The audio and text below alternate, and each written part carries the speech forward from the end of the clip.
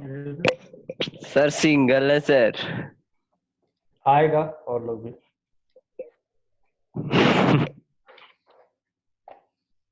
सब छुट्टी मना रहा है।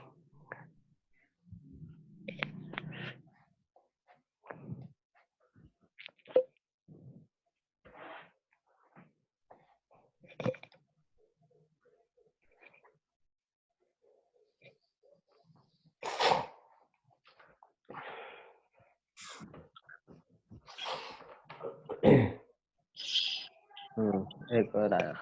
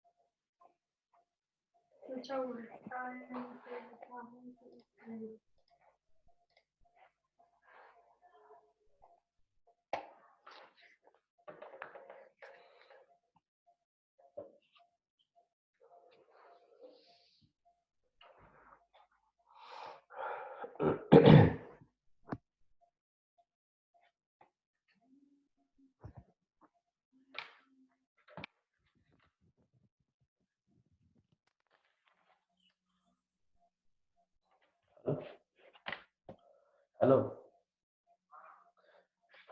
हाँ बोलिए। हाँ क्लास में। ठीक है।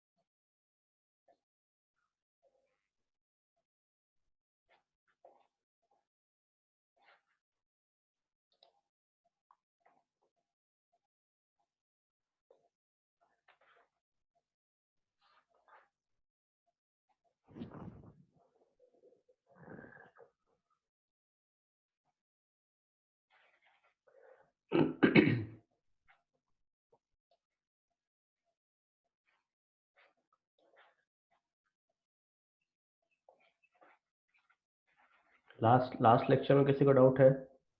कोई डाउट है लास्ट लेक्चर क्वेश्चन वगैरह में, असाइनमेंट में?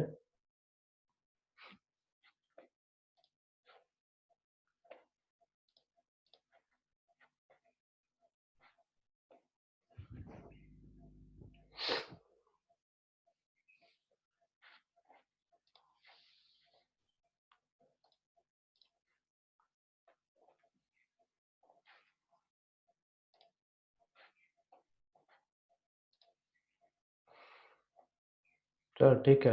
आज हम लोग सेकंड लॉ देखेंगे क्रिस्टलोग्राफी का।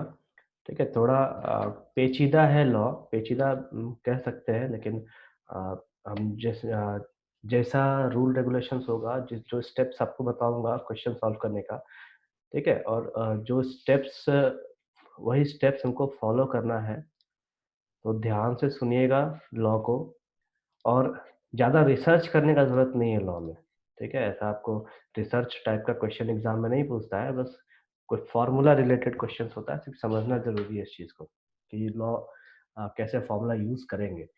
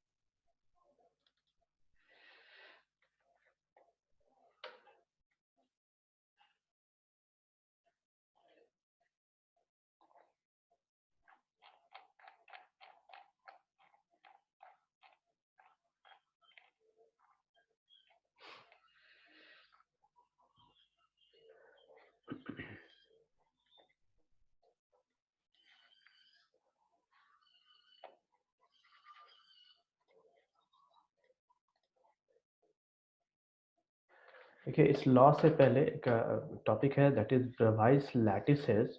ये ब्रेवाइस लैटिस आपको बता देता हूँ पहले। ब्रेवाइस एक साइंटिस्ट है जिन्होंने जितने भी क्रिस्टल्स हैं, जो टाइप्स ऑफ क्रिस्टल्स पूरे दुनिया में पाए जाते हैं, उन सबको डिफाइन किया था। मतलब कितने टाइप्स में हम क्रिस्टल्स को डिफाइन कर सकते हैं उसको बताया था इन्होंने। तो एक्चुअल में इन्होंने 14 क्रिस्टल्स बताया है, 14 क्रिस्टल्स बताया है इन्होंने, लेकिन उनमें से हम लोग सिर्फ 7 की स्टडी करते हैं, क्योंकि ये जो 7 है ये बेसिक क्रिस्टल्स है, और इन 7 के मदद से हम बाकी 7 जो है उनको डिफाइन करते हैं। So he was a French mathematician who showed that in total 14 crystal lattices are possible. Total 14 possible crystal lattice है, उसमें से 7 पढ़ा जाता है, जिनको हम क्रिस्टल सिस्टम्स कहते हैं। It may be defined as different possible geometrical shapes of crystal lattice.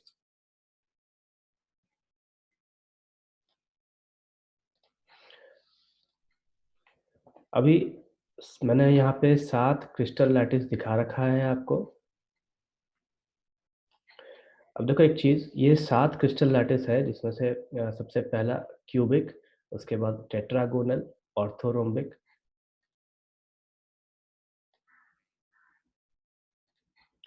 Cubic, tetragonal, orthorhombic, rhombohedral चाहे ट्राइगोनल, उसके बाद है हेक्सागोनल, मोनोक्लिनिक और फिर ट्राइक्लिनिक। इन सब ये 7 टाइप के बेसिक क्रिस्टल्स है। इनका ये डायमेंशंस है। जैसे क्यूब के लिए हमको पता है लेंथ, ब्रेड्थ और हाइट तीनों इसका बराबर होता है, ठीक। तो इसी तरीके से ये सातों का दिया गया है कि क्यूब में तीनों बराबर है, टेट्रागोनल में ए और बी बराबर होता है लेकिन सी बराबर नहीं होता, ऑर्थोरोम्बिक में तीनों में से कोई भी साइड बराबर नहीं होता, रोम्बोहेड्रल में फिर से तीनों बराबर होगा, हेक्सागोनल में ए और बी बराबर होगा, सी बराबर नहीं होगा, मोनोक्लिनिक में कोई भी बराबर नहीं होगा, ट्राइक्लिनिक में कोई भी बराबर नहीं होगा, ठीक। ये हमारा साइड का बताता है कि तीन एज में से कौन किसके बराबर है, कौन बराबर नहीं है। उसके बाद इंटरफेशियल एंगल है यहाँ पे, अल्फा, बीटा और गामा। तो ये सातों का इंटरफेशियल एंगल यहाँ दे रखा है मैंने,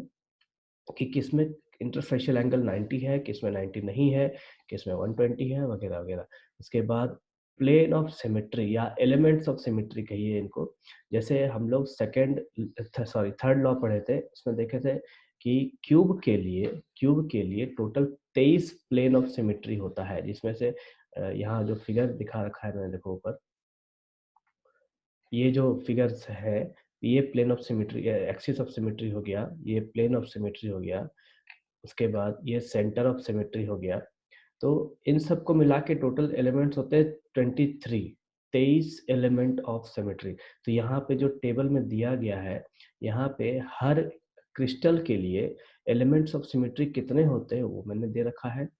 उसके बाद हर क्रिस्टल का एग्जाम्पल दे रखा है कि कौन सा जो मॉलिक्यूल है या कौन सा सॉलिड है वो किस क्रिस्टल में आता है। तो ये हमको याद करना होता है क्योंकि एग्जाम में डायरेक्टली इन क्रिस्टल्स के नाम के ऊपर क्वेश्चंस आते हैं। अभी आपको क्रिस्टल्स याद कैसे करने हैं, तो जो एनसीईआरटी में दे रखा है वो एनसीईआरटी का एग्जाम्पल आपको पढ़ के रखना है, वो एग्जाम्पल याद करना है क्योंकि वही एग्जाम्पल ज्यादातर पूछे जाते हैं। अब देखो एक ये जो टेबल है, ये टेबल याद करना आसान नहीं होता, तो उसके लिए एक राइम बनाया है मैंने, rhyme for remembering above crystal system. देखो कैसे याद करेंगे, जहां जहां मैंने हाईलाइट किया है CTORHMT, आप इसको ऐसे भी याद रख सकते हैं CTORHMT। ठीक, CTORHMT, HMT घड़ी की कंपनी थी पहले पुरानी, आप उससे रिलेट कर सकते हैं इसको कि HMT पुराना घड़ी नीचे आएगा। उसके बाद CTOR आप देखो यहाँ एक और राइम मैंने डाल रखा है, इसको पढ़िए।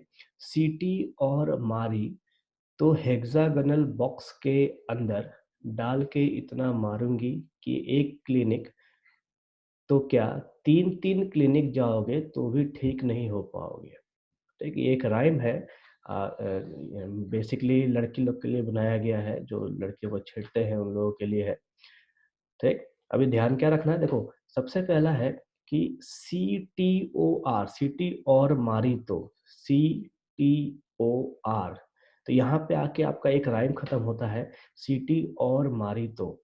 CTOR सबसे पहला C के लिए क्यूबिक जाएगा, T के लिए टेट्रागोनल, O के लिए ऑर्थोरोम्बिक, R के लिए रोम्बोहेड्रल या फिर ट्राइगोनल। अब देखो एक राइम यहाँ तक खत्म हुआ CTOR, तो सिटी और मारी तो। नेक्स्ट, हेक्सागोनल बॉक्स के अंदर, हेक्सागोनल बॉक्स, हेक्सागोनल पूरा लिखा हुआ है। उसके बाद यहाँ पे चले आइए आप, एक क्लिनिक। एक क्लिनिक का मतलब होता है सिंगल क्लिनिक, और सिंगल क्लिनिक को हम यहाँ केमिस्ट्री के टर्म में मोनोक्लिनिक भी कहते हैं। तो मोनोक्लिनिक हमारा नेक्स्ट टाइप ऑफ क्रिस्टल हो गया। कहता क्या है ये राइम कि सीटी और मारी तो हेक्सागोनल बॉक्स के अंदर डाल के इतना मारूंगी कि एक क्लिनिक मतलब मोनो क्लिनिक, तो क्या तीन तीन क्लिनिक जाओगे, तीन तीन क्लिनिक को ट्राई क्लिनिक यहाँ नेम दिया गया है, तीन तीन क्लिनिक जाओगे, ट्राई क्लिनिक जाओगे तो भी ठीक नहीं हो पाओगे। अब एक जो इस चीज को कैसे रिलेट करेंगे, सबसे पहले आप देखिए क्यूब, क्यूब के तीन एज कहने का मतलब है, अगर इस क्यूब के तीन एज को मैं तीन पैर मान लूं, ए बी और सी, ये क्यूब का तीनों पैर है, तो जब इसने सीटी मारी या सीटी मारने से पहले का समय, तो उस कंडीशन में इसके तीनों पैर ठीक है। अब क्या है, टेट्रागोनल, सीटी मारने के बाद उसका एक पैर टूटा। ठीक, एक पैर टूटा कहने का मतलब है कि ए और बी मतलब दो पैर सलामत है, इसके बराबर है, और तीसरा पैर उससे मैच नहीं करता क्योंकि वो टूट चुका है। ऑर्थोरोम्बिक, ऑर्थोरोम्बिक सीटी मारने के बाद क्या किया, तीनों पैर तोड़ दिया गया, मतलब तीनों साइड्स उसके अनइक्वल हैं। देन रोम्बोहेड्रल, अब यहाँ पे जो तीन चीज हमने लिखा है उसी को फिर से हमें रिपीट करना है। क्यूब के लिए देखिए, क्यूब के लिए तीनों चीज सेम है, रोम्बोहेड्रल के लिए तीनों चीज सेम है। टेट्रागोनल के लिए बी और सी सेम नहीं है, तो हेक्सागोनल के लिए भी बी और सी सेम नहीं है। ऑर्थोरोम्बिक में तीनों सेम नहीं है, तो मोनोक्लिनिक में तीनों सेम नहीं है। ये एक तरीका हो गया ये 6 याद करने का। अभी सातवां कैसे याद रखेंगे, तो देखो सातवां याद रखना है आपको यहाँ से कि एक क्लिनिक जाओगे तो ठीक नहीं होगे, लेकिन तीन क्लिनिक जाने के बाद भी ठीक नहीं होगे। तो तीन क्लिनिक मतलब ट्राई क्लिनिक गया उसके बाद भी उसका पैर ठीक नहीं हुआ, मतलब तीनों का तीनों पैर फिर भी फ्रैक्चर्ड है। तो ये तरीका है ये सिस्टम्स को याद करने का। उसके बाद आप चले आइए इस एंगल्स में, तो एंगल्स का भी सेम प्रोसीजर है जैसा हमने यहाँ यूज किया था। देखो ऊपर के तीन क्रिस्टल 90 डिग्री में बराबर है, चौथा 90 डिग्री के बराबर नहीं है, फिर पांचवे में एक 120 डिग्री है, और फिर जो आपका छठा है वो ठीक आपका चौथे के जैसा है, मतलब एक आपका 90 नहीं होगा। और ट्राई क्लिनिक याद करने का तरीका है, इसके तीनों पैर ठीक नहीं हो पाए, जिसके तीनों एंगल भी ठीक नहीं होंगे। हो गया। देन रह गई बात इस प्लेन्स की, तो इस प्लेन्स में आपको मोस्ट इम्पोर्टेंट प्लेन है ये वाला एलिमेंट, सॉरी प्लेन नहीं, सिस्टम एलिमेंट्स ऑफ सिमेट्री का मोस्ट इम्पोर्टेंट ये है, और ज़्यादातर या मैक्सिमम टाइम यही पूछा जाता है, बाकी पूछे नहीं जाते। फिर भी आप एक बार पढ़ेंगे, इन सबको याद रखेंगे, कोशिश करेंगे। नेक्स्ट है आपका एग्जाम्पल्स। ये एग्जाम्पल्स मैं आपको दे रहा हूँ। इसके अलावा एक होमवर्क रहेगा आपका कि इन सब के साथ जो एनसीईआरटी में लिखा हुआ है, वो एनसीईआरटी का एग्जाम्पल्स आपको लिख के लेना है। अगर मिलता है तो ठीक है, नहीं मिला तो मैं आपको ऐड करके दे दूंगा। लेकिन ये एग्जाम्पल्स काफ़ी इंपॉर्टेंट है। एग्जाम्पल्स के थ्रू पूछा जाता है कि जैसे क्वेश्चन क्या आएगा कि जैसे BaSO4 है, तो BaSO4 कौन से क्रिस्टल सिस्टम को रिलेट करता है? तो हमारा आंसर होना चाहिए ऑर्थोरोम्बिक। उसके बाद Na2SO4 पूछ देगा, या CuSO4 पूछेगा कि CuSO4 किस सिस्टम को रिलेट करता है? तो हमारा नाम होगा ट्राइक्लिनिक। तो ये है आपके रिवाइज सिस्टम के बारे में, इसको याद रखने का तरीका। और ये देखिए मैंने यहाँ सातों क्रिस्टल की मतलब ड्राइंग दिखा रखी है, फिगर दिखा रखे है मैंने। Cubic, tetragonal, orthorhombic, triclinic, monoclinic, hexagonal and rhombohedral. ये 7 टाइप के क्रिस्टल लैटिसेस है जो कि पाए जाते हैं।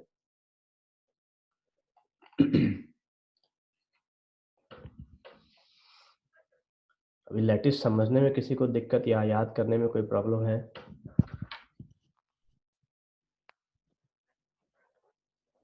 तो वो लैटिस जो मैंने राइम दे रखा है, आप राइम के थ्रू अगर याद करेंगे तो बहुत सिंपल हो जाएगा।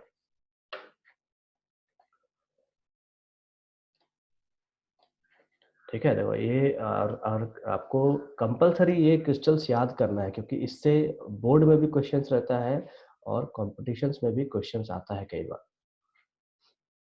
चलो ठीक है, फिर नेक्स्ट हम लोग सेकंड लॉ में चलते हैं।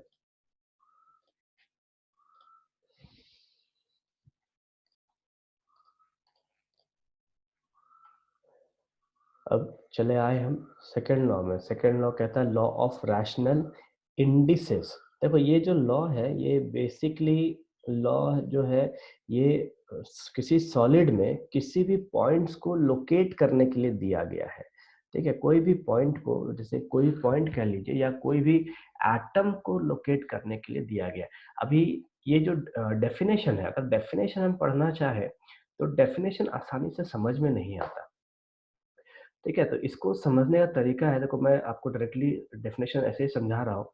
मान लीजिए हमने कोई भी क्रिस्टल लिया है, उस क्रिस्टल्स के कोई भी पॉइंट्स हैं तीनों एक्सिस पे, एक्स वाई और जेड एक्सिस पे, तो इन तीनों पॉइंट्स को हम किसी भी क्रिस्टल सिस्टम में कैसे लोकेट करेंगे, उसकी जगह क्या होगी, उसके कोऑर्डिनेट्स क्या होंगे, उसी को ये सेकेंड लॉ समझाता है।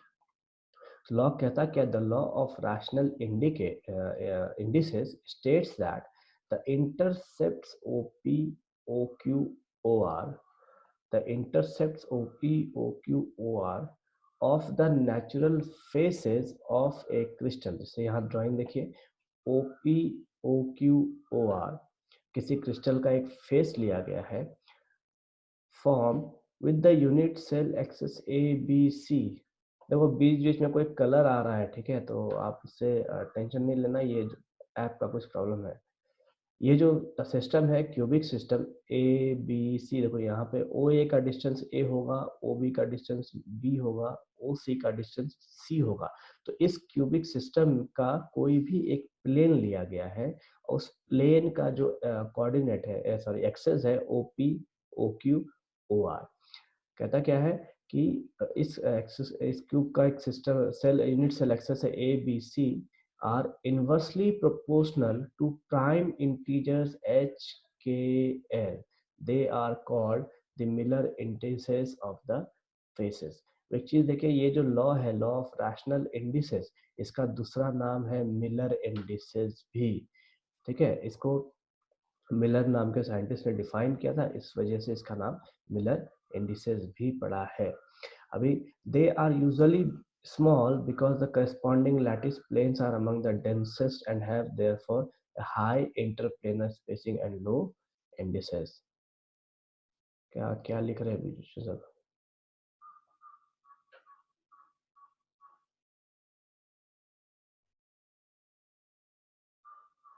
देखो मैं स्क्रीन पे कुछ लिख नहीं रहा हूँ, ठीक है? जिसको स्क्रीन का प्रॉब्लम हो रहा है, स्क्रीन पे मैं कुछ लिख नहीं रहा हूँ।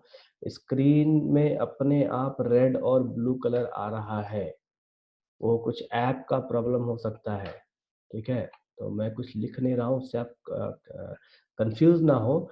सिर्फ ध्यान ध्यान से देखिए और सुनिए, उसका नोट्स दूंगा तो आप पढ़ेंगे और फिर पूछेंगे उसके बाद।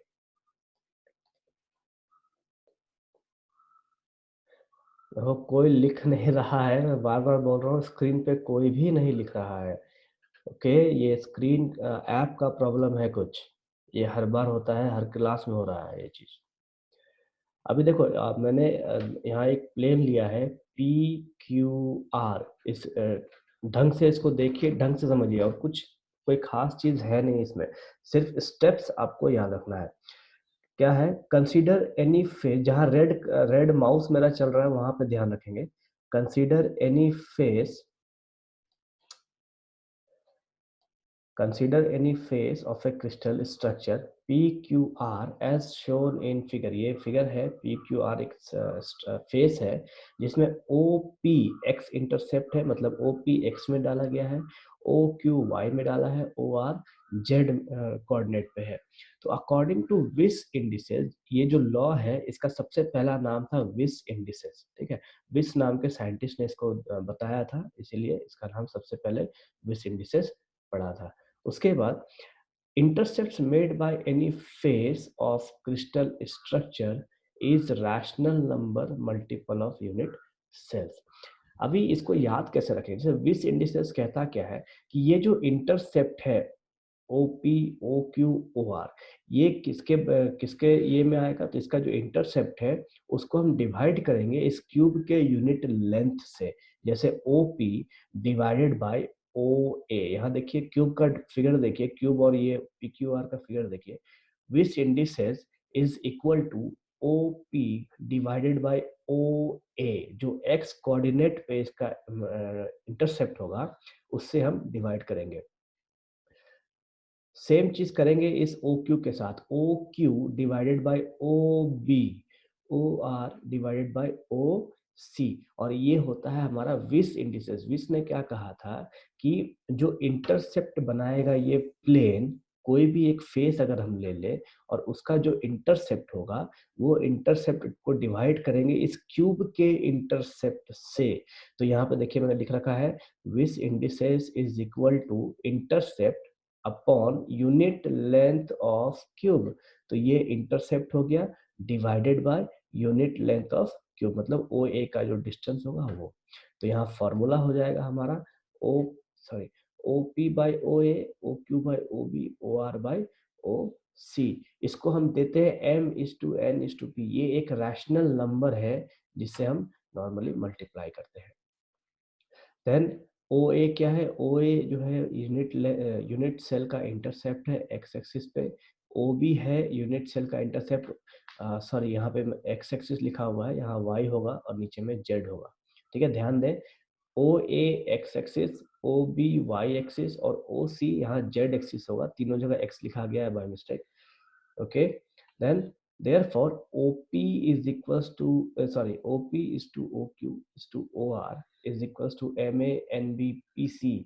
अभी यहाँ पे MNP है, ये MNP और यहाँ जो OA OB OC इन तीनों का वैल्यू यहाँ पुट कर दिया गया, तो OP OQ OR is equals to MANBPC। ये हमारा एक्चुअल में विस इंडिसेस है, और इसमें जो MNP है, ये MNP को हम कहते हैं विस इंडिसेस।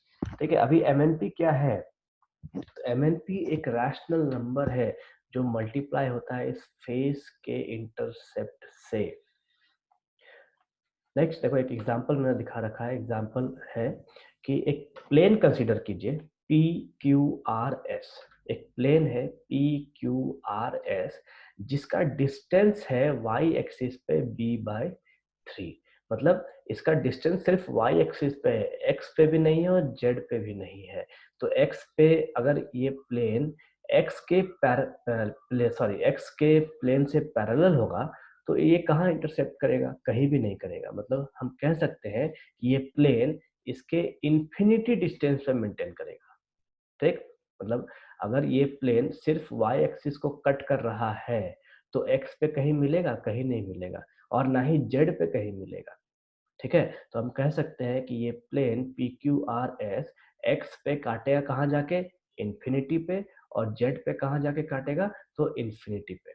इसीलिए देखो यहाँ बॉक्स में लिख रखा है मैंने, x intercept is equals to infinity, y intercept is equals to b/3, z intercept is equals to infinity. मतलब हमने एक प्लेन कंसीडर किया है PQRS, और ये PQRS जो है y एक्सिस पे b/3 पे कट कर रहा हो, ठीक है? उसके बाद x पे कट करेगा कहाँ? इन्फिनिटी पे, और z पे कट करेगा इन्फिनिटी पे। क्यों? क्योंकि ये जो प्लेन है ये पैरेलल है x के और z के। तो parallel lines do not meet, आपने पढ़ा होगा मैथ्स में कि पैरेलल लाइन कहीं मैच नहीं करते एक दूसरे से, कहीं किसी को कट नहीं करते। तो उसके वजह से यहाँ पे जो इंटरसेप्ट हो जाएगा दोनों में, x और z में इन्फिनिटी हो जाएगा। अब यहाँ वापस चले आइए ऊपर, विच इंडिसेस क्या है? Intercept bye unit length of cube. तो सबसे पहला एक्स इंटरसेप्ट, एक्स इंटरसेप्ट कितना है इसका? X intercept divided by O ए। हमको जो भी प्लेन दिया जाए, ध्यान रखिए इसको बनाना कैसे है कि हमको जो भी प्लेन दिया जाए उसमें हम सिर्फ यही फॉर्मूला लगाएंगे सबसे पहले, plane divided by x intercept of the cube. तो यहाँ पे प्लेन क्या है हमारा? P Q R S. तो x intercept by O A of cube, y intercept by O B of cube, z intercept by O C of cube. मतलब ये जो प्लेन माने हैं इसको डिवाइड किए किससे? इस क्यूब के प्लेन से, ओ ए सॉरी क्यूब के इंटरसेप्ट से, ओ ए ओ बी और ओ सी। तो क्या हो जाएगा हमारे पास यहाँ? ओ एक्स इंटरसेप्ट कितना है? इन्फिनिटी इस केस में, तो इन्फिनिटी बाय ए, यहाँ पे देखिए इन्फिनिटी बाय ए। उसके बाद y इंटरसेप्ट कितना है? b/3, तो b/3 अपॉन b, और z इंटरसेप्ट कितना है यहाँ पे? इन्फिनिटी, तो अब वापस से इन्फिनिटी बाय c। अब ये तीन इंटरसेप्ट हमको तीन कोऑर्डिनेट देगा, कौन कौन सा? इन्फिनिटी, 1/3 और फिर इन्फिनिटी। मतलब infinity by something is infinity, infinity by something is again infinity. तो तीन कोऑर्डिनेट मिल गया क्या हमको? इन्फिनिटी, 1/3 और इन्फिनिटी। तो हम इससे पता कर सकते हैं कि x इंटरसेप्ट इन्फिनिटी है, b इंटरसेप्ट 1/3 है, और c इंटरसेप्ट इन्फिनिटी है। अब एक चीज ध्यान दीजिए कि किसी भी ग्राफ में अगर आपको इन्फिनिटी वैल्यू दिया जाए तो इस इन्फिनिटी वैल्यू का कोई मतलब नहीं होता, क्योंकि अगर मैं कहूं कि प्लेन इन्फिनिटी डिस्टेंस में मीट कर रहा है, मतलब जुड़ रहा है किसी से, तो उसकी कोई मान्यता नहीं है, क्योंकि इन्फिनिटी का कोई लिमिट नहीं है, ठीक है? तो ये जो इन्फिनिटी का जो टर्म है, ये इन्फिनिटी की वजह से विस इंडिसेस जाके फेल हो जाता है, ठीक? तो एक्चुअल में ग्राफ में जो हम यहाँ क्रिस्टल जो पढ़ते हैं, क्रिस्टल में ना इन्फिनिटी की कोई जगह है, ना ही नेगेटिव की कोई जगह है, ना फ्रैक्शनल वैल्यूज की कोई जगह है। तो ये कहता क्या है? This indices can be negative, positive, infinity, zero और फ्रैक्शनल नंबर। विस इंडिसेस ये सब हो सकते हैं, नेगेटिव भी हो सकते हैं, पॉजिटिव भी हो सकते हैं, जीरो भी हो सकते हैं, फ्रैक्शनल भी हो सकते हैं, ठीक है? तो इन सभी वैल्यूज को, मतलब इन इन डिफेक्ट्स को हटाने के लिए, मतलब to remove this negative, infinity and fractional number in place of these indices, Miller indices are defined. कहता क्या है कि विस इंडिसेस के इन नेगेटिव चीजों को हटाने के लिए, जो इनके लिमिटेशंस हैं उसको हटाने के लिए हम मिलर इंडिसेस डिफाइन करते हैं। सबको दिख रहा है क्या कुछ लिखा लिखा इस पे? स्क्रीन ढंग से दिख रहा है क्या?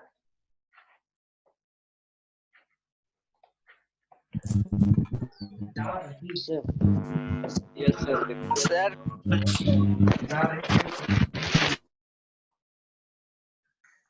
स्क्रीन क्लियर दिख रहा है सबको?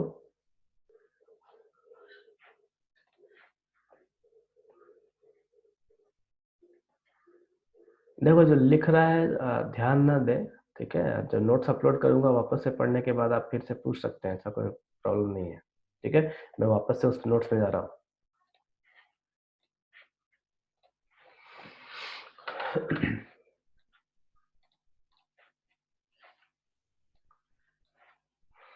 ठीक है, अब देखो यहाँ पे चले आते हैं वापस मिलर इंडिसेस में। हमने विस इंडिसेस क्या पढ़ा था, एम एन पी, इसको हमने डिफाइन किया था विस इंडिसेस में। तो मिलर इंडिसेस जो है ये डिफाइन करता है एच के एल। मिलर इंडिसेस एच के एल को डिफाइन करता है, और ये क्या कहता है कि एच जो है वो बराबर होगा किसके, 1/m into D. 1/m into D, मतलब विस इंडिसेस का reciprocal multiplied by any integer. उसके बाद k होगा 1/n इंटू डी, विच इंडिसेस का दूसरा coordinate multiplied reciprocal of that multiplied by any integer. l जो होगा वो 1/p इंटू डी, विच इंडिसेस का तीसरा कोऑर्डिनेट, और किसी इंटीजर से हम मल्टीप्लाई करेंगे। तो मान लीजिए हमको अगर विस इंडिसेस मिल जाता है तो उसका हम रेसिप्रोकल लेंगे। जैसे यहाँ पे हमारे पास 3 विस इंडिसेस है, इन्फिनिटी, 1/3 और फिर से इन्फिनिटी। तो हम क्या करेंगे, इसका रेसिप्रोकल लेंगे। तो रेसिप्रोकल लेंगे तो क्या हो जाएगा, h बराबर हो जाएगा 0, मतलब 1/इन्फिनिटी का वैल्यू 0 हो जाएगा। k बराबर हो जाएगा 3, मतलब 1/1/3 इज इक्वल्स टू 3। और l बराबर कितना हो जाएगा, 1/इन्फिनिटी बराबर 0। तो ये हमारा एक्चुअल मिलर इंडिसेस अभी हमको मिला 0, 3 और फिर 0, मतलब ये 3 कोऑर्डिनेट है, 0, 3 और 0। अब वापस इस ड्राइंग में आ जाइए। तो इस ड्राइंग के हिसाब से क्या हम कह सकते हैं कि एक्स इंटरसेप्ट जो है इस प्लेन का वो 0 है, जेड इंटरसेप्ट जो है इस प्लेन का वो 0 है, और जो वाई इंटरसेप्ट है वो 3 है, मतलब 3 मीटर, सॉरी 3 सेंटीमीटर पे या 3 mm पे जो भी ये प्लेन हो सकता है, कोई भी यूनिट हम यूज कर सकते हैं। ठीक है, ओके। तो कह सकते हैं क्या कि मिलर इंडिसेस जो है वो विस इंडिसेस का रेसिप्रोकल है और मल्टीप्लाइड बाय एनी इंटीजर। सबसे पहले इसका यूज क्या है, uses of Miller indices. It is use for the representation of any planes in a solid state. किसी भी सॉलिड का कोई भी प्लेन को रिप्रेजेंट करने के लिए होता है। प्लेन्स कहने का मतलब है कि उस क्रिस्टल का जो एटम्स का पोजीशन है वो पोजीशंस कहाँ पे होगा उसको लोकेट करने के काम में आता है ये theorem. Then characteristics in solid state, Miller indices used to represent any plane. Negative Miller indices is represented by bar over 8.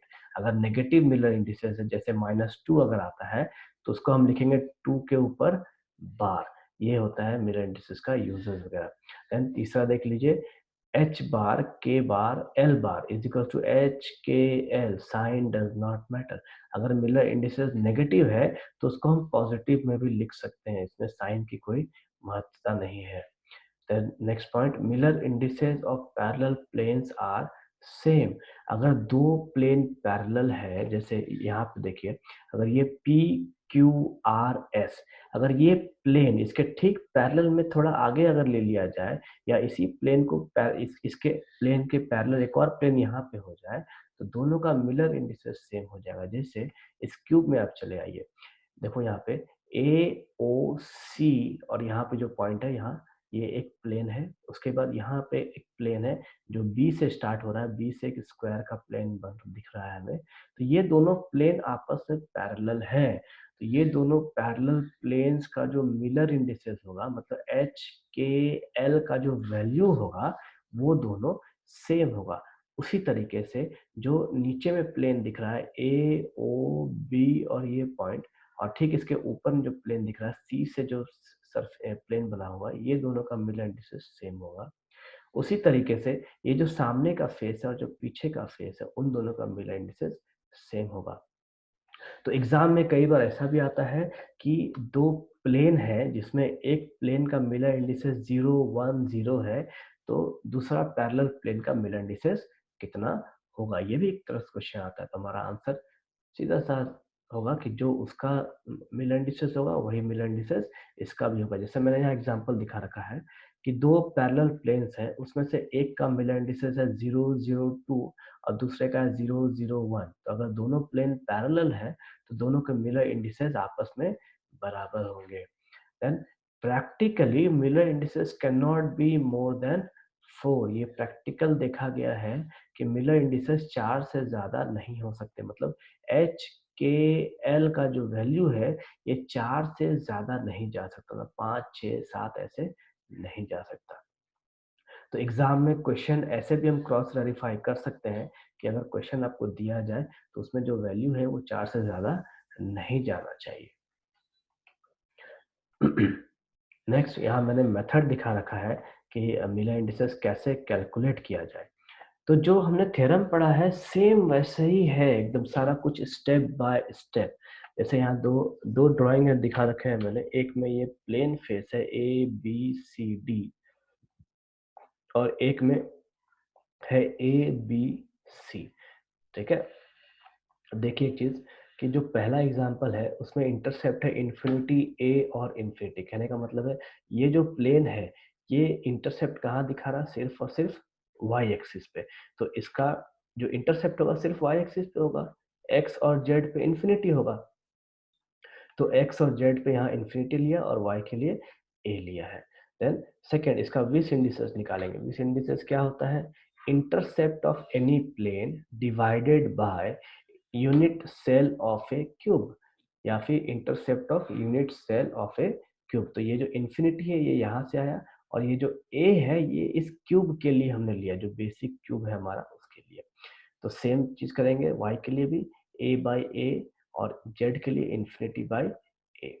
उसके बाद हम निकालेंगे मिलर इंडिसेस। मिलर इंडिसेस निकालने के लिए क्या करना होगा, तो रेसिप्रोकल लेना होगा किसका, इस विस इंडिसेस का। तो यहाँ जो इन्फिनिटी आया यहाँ क्या हो जाएगा 1 बाई इन्फिनिटी, यहाँ 1 है तो यहाँ 1 बाई 1, यहाँ इन्फिनिटी है तो अगेन 1 बाई इन्फिनिटी। तो मिलर इंडिसेस क्या हो जाएंगे 0 1 और फिर 0।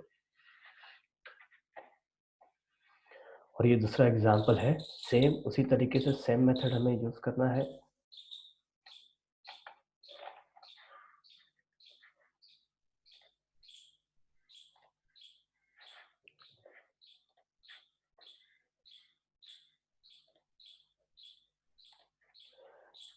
किसी को कोई डाउट है क्वेश्चन समझने में, सॉरी थ्योरम में?